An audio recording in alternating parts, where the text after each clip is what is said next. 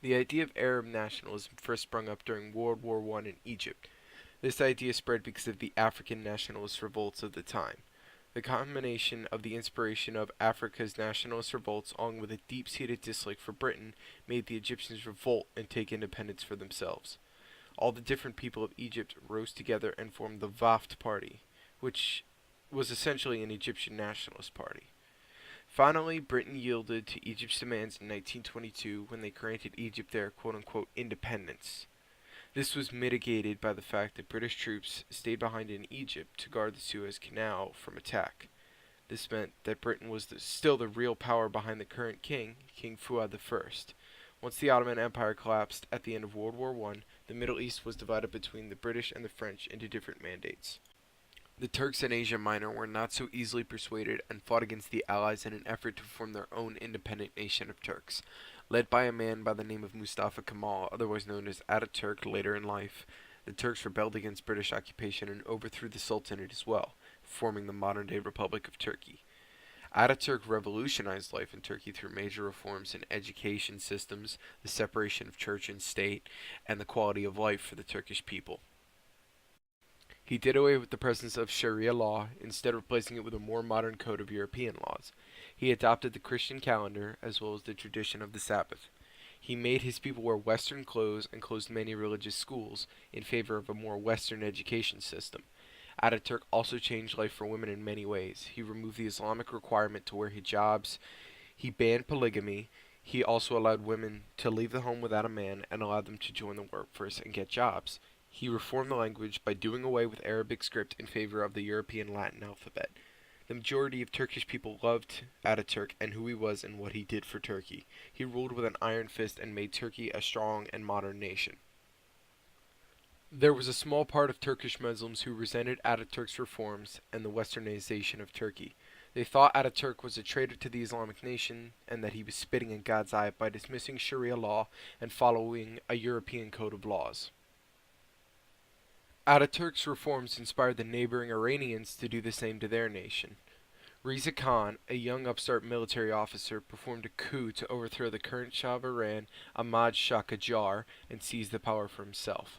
The coup, largely bloodless, was fully backed by the British and established Riza Khan as the Shah of Iran until 1941.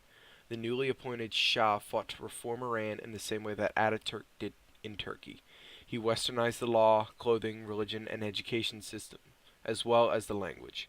The Muslim resistance in Iran was much more fierce, though, and many Muslim religious leaders viciously fought Riza's reforms. As Iran modernized itself, it tried to persuade the British companies controlling its biggest natural resource, oil, into giving the Iranians a better share of the trade agreement. The Iranians wanted a bigger share of the profits, and they also wanted Iranians in every level of the company. This resulted in oil becoming Iran's largest source of income as a country for a very long time. Arab nationalism really blossomed in the post-World War I period, where people began to feel very strongly about their countries and their patriotic heritage. The ideology of pan-Arabism quickly spread throughout the Middle East as time went on. The ideas spread by pan-Arabism encouraged a strong loyalty to the Arab state and nation. It encouraged the idea of a unified Arab nation under one banner, which has never been fully realized. What it represents to Arabs is very comparable to what Zionism represents for the Jewish people. The idea of pan-Arabism was not present in Egyptian politics until the 50s, and up until that point any nationalist feelings in Egypt were simply referred to as Egyptian nationalism. When World War I ended, the Ottoman Empire, defeated, was divided among the Allies as a way to redraw the land. This was drawn up in a mandate by the British to reclaim Palestine as it was formerly part of the Ottoman Empire. The British tried to install an Israeli state in Israel and caused the Arabs to move into Syria and Transjordan.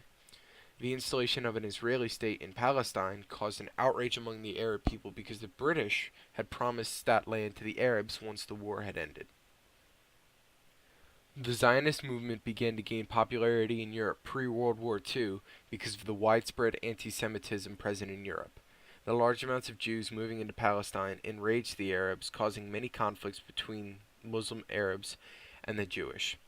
When Palestine was divided into the Jewish and Arab sections, the Arabs revolted and began to fight the newly formed State of Israel in 1936 in the Arab Revolt in Palestine. This was just one of the many revolts following the war, and it caused the British presence to be reduced so greatly that they were almost ceremonially present as opposed to being there as a real governing force. The Arab nationalists tried to take a relatively neutral stance in the overall conflict of World War II. When the Arab nationalists and the government formed a military coup to overthrow the current prime minister of Iraq, they succeeded and tried to open a dialogue with Germany to get them to aid them in fending off a British response to the coup. The Germans never came to aid them, and the officials who led the coup fled to Germany. The officers who carried out the coup were captured and executed. They then opened a dialogue with Hitler discussing the Jewish problem in Palestine and began to broadcast extremely anti-Semitic messages to the Arabs of the Middle East, encouraging them to kill the Jews wherever they may be found. As an attempt at damage control in Iraq and to avoid any further revolt and chaos, the British Foreign Secretary officially announced that they were supporting the idea of a pan-Arab union. They did this to quell the uprising rebellion among the Arabs in Iraq. The Arab League, or the Fertile Crescent Union, was an organization focused solely on the creation of a unified Arab state in the Middle East. Headed by Nuri al-Said, this organization proposed a singular Arab nation with limited rights and power given to the Jews in Palestine. The main goal was to achieve unity with Egypt and Iraq. The Arab nationalist ideals were far more strongly rooted in Egypt than Iraq, however. Egypt had claimed to be an Arab nation even before Christ was born. As Egypt finally embraced Pan-Arabism, the whole of the Arab world rejoiced at the possibility of a unified Arab state under one singular banner. The Arabs unified and began to rally their forces after World War II. Gamal Abdel Nasser, the leader of Egypt, began to encourage economic independence from the Western world. He also allowed Egypt to become a Cold War zone because he was accepting Soviet shipments of arms and supplies with no words exchanged between the two countries. The U.S., worried about this, began to support Arab nationalism as a barrier against communism. This was not the case, as the Arab nationalists began to rally against the xenophobic policies of the Zionists. The idea of religion being part of the Arab nationalist movement was mainly rejected among many nationalists. The idea that Arabism equals Islamism was not supported, but was used as a building block to reinforce the connection that all Arabs have to Muhammad, because at one time it is said that Muhammad represented the perfect Arab. The decline of Arab nationalism was begun by the 1967 Six-Day War between Palestine and the Arab coalition, of which the Arabs lost. Many of the passions that had once stoked the fires of revolt were gone, like British imperialism and a foreign-dependent economy. King Faisal of Saudi Arabia thought of Islamism as an alternative and spread that ideology through the Arab world. The spread of Islamism ultimately led to the fall of Arab nationalism as a whole.